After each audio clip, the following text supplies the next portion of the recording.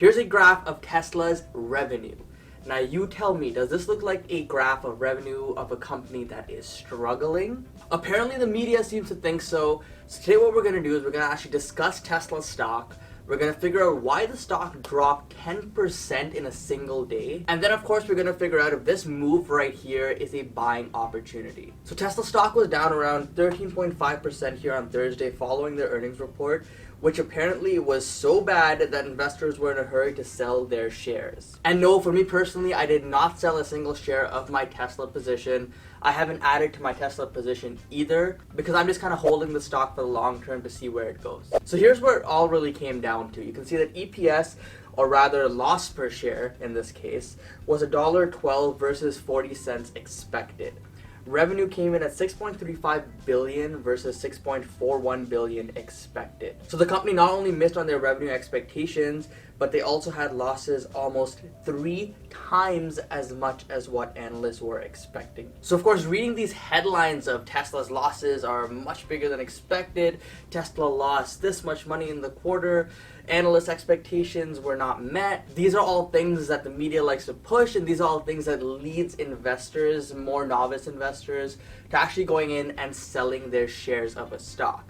In this case, it was Tesla stock, and that's why Tesla tumbled over 12.5% in a single day. But let's take a step back and take a look at the actual numbers here and figure out if the earnings report was actually as bad as the media is trying to put it out to be. The first metric that I want to really look at here is revenue.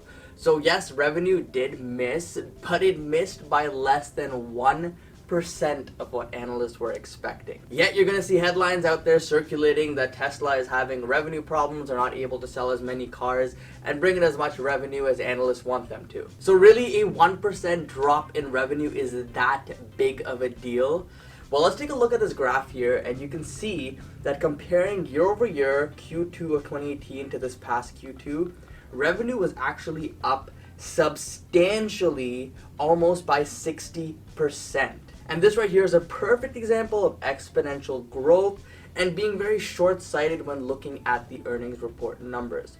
Of course, you're going to hear arguments that the Model 3 wasn't available last year, so that's why the revenue is up so much this year.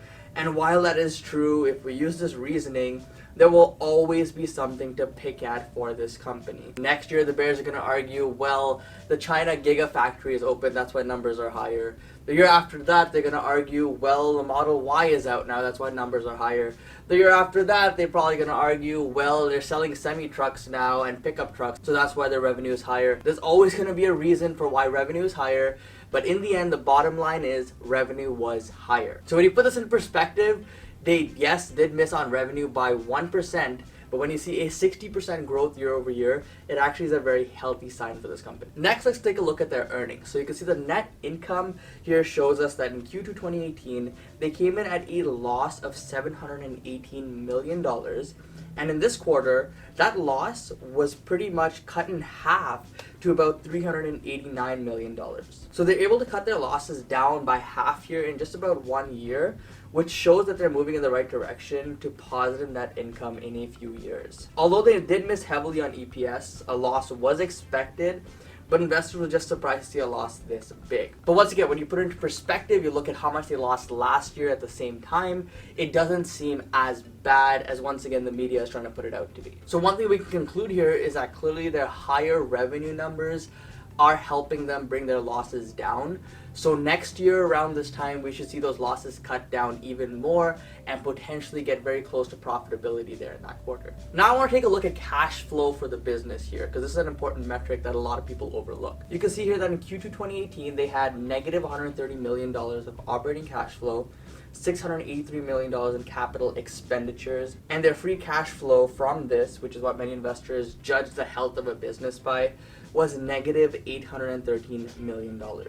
Fast forward to this quarter, operating cash flow was positive at $864 million. Capital expenditures dropped to $250 million, and this gave us free cash flow of positive $614 million.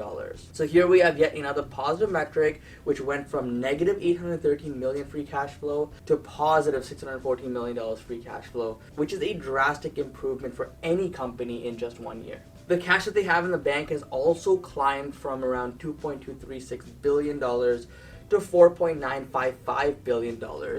And of course, as you may know, they raised money in this last quarter, which contributed heavily to this increase in cash. But the point I want to make here with this graph right here is that they are pretty much nearly at $5 billion in the bank, and worries about this company going bankrupt, at least for the near future, is more or less out of the picture here. So any bears watching this video who want to go after Tesla's cash position here and attack Tesla on the cash position, just remember that in their dark days when they barely had any free cash flow, where they had much less money in their bank account, and where their product was not selling to the masses, they were able to get through these struggles and come out as a much stronger business. So why would you bet against the company now when all these metrics are going in their favor, where they have a lot of money in the bank, where the free cash flow is positive in the last quarter, and I believe 3 out of the last 4 quarters, and they just keep expanding globally with their product? So really, I would say that they're in a position now to really just keep going. The fear of bankruptcy is more or less subsided, at least for the near term. Now, of course, one of the biggest metrics we judge Tesla by is the number of cars they were able to deliver in the last quarter. Now, we already knew these numbers because these numbers are typically released much earlier than the earnings report. But here we can see that year over year, Model 3 has propelled the company to record delivery numbers, and when combined with the Model S and X, total deliveries increased by around 133% year over year. Again, this is astronomical growth here from Tesla. However, one negative which we should be aware of and make note of is that Model S and X sales did decline year over year. However, it was up quarter over quarter, which is a healthy sign in that regard. I think that if Tesla goes out and actually refreshes and remodels the Model S and X, that'll actually help drive a lot more sales here for these cars and drive them to even higher profitability. However, it doesn't seem like Elon Musk or the company really cares too much about the Model S and X sales currently, and it's currently only focused on ramping up Model 3 and soon Model Y. When comparing their margins, although gross margins stayed relatively flat year over year, both the operating margin and profit margins were up significantly. Once again, this contributed to healthy numbers they reported in things like free cash flow. So all in all, what we can see with all of this data here, the actual facts behind this earnings report, is that yes, although they did miss on what analysts were expecting, when you compare the company to itself just 1 year ago, things have improved in the right direction significantly. Tesla is a much stronger company now, both financially and operationally, than it was a year ago. They are selling record number of cars per quarter. They have a record amount of cash sitting in their bank account. They're bringing in free cash flow now that's actually positive. And they still have yet to release 2 vehicles, which I think will be extremely popular with the company. And that is, of course, the Model Y, the SUV, and eventually the Tesla pickup truck. I think these 2 vehicles, especially in the US, will actually help drive a lot more sales in Tesla. And although earnings may have disappointed some investors or analysts here, Tesla is still on track to hit their goal of 360,000 to 400,000 vehicles this year. This will actually be a huge milestone for the company. And to go from selling 0 cars just a few years ago to selling almost 500,000 cars in a year just a few years later, in such a tough market, which is automobiles, it really speaks volumes as to the product, the brand, and the company here that Tesla and Elon Musk has put together. I also really like that they lowered their capex guidance in the year from 2 to 2.5 billion to 1.5 to 2 billion. And this means that there's potentially another 500 million to $1 billion that the company could earn this year just from their savings. And this is just yet another reason why I'm not too concerned about their cash position, because I think from now on moving forward, the risk of them running out of cash and going bankrupt with that regard is actually pretty much all the way down there. And like I said at the beginning of the video, I have not personally sold my Tesla shares despite this 13.5% drop in a single day. But let's take a look at the chart here and just remember for a second that literally 2 months ago the stock was at $180 per share, and now even with this drop, we're sitting at around $230 per share. Tesla can move quick, and now that they're showing that demand is so strong and that they're moving the financial in the right direction, I'm more bullish than ever on this company, and I'm 100% behind my position here and will not be selling out of Tesla unless something drastic changes here with the fundamentals of the company. I sincerely hope that anyone who's short on Tesla or bearish on Tesla reevaluates their position here after this earnings report, because as you can see, the metrics are showing that Tesla is moving in the right direction.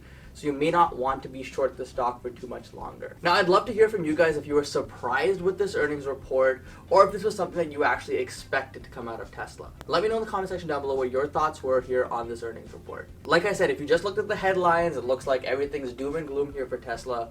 When you step back, take a look at the numbers and actually break it down year over year, things are looking strong. So I hope you guys found this video informative. A lot of the charts that I actually used in this video were from HyperCharts. Not affiliated with them, but just a great service. I love to use it. And it's actually created by a fellow YouTuber. So check them out if you want to see the charts that I was looking through today and you actually want to do your own analysis here on Tesla. But either way, guys, thank you so much for watching. Hope you enjoyed this video. Don't forget to invest positively, and I'll see you in the next one. Peace.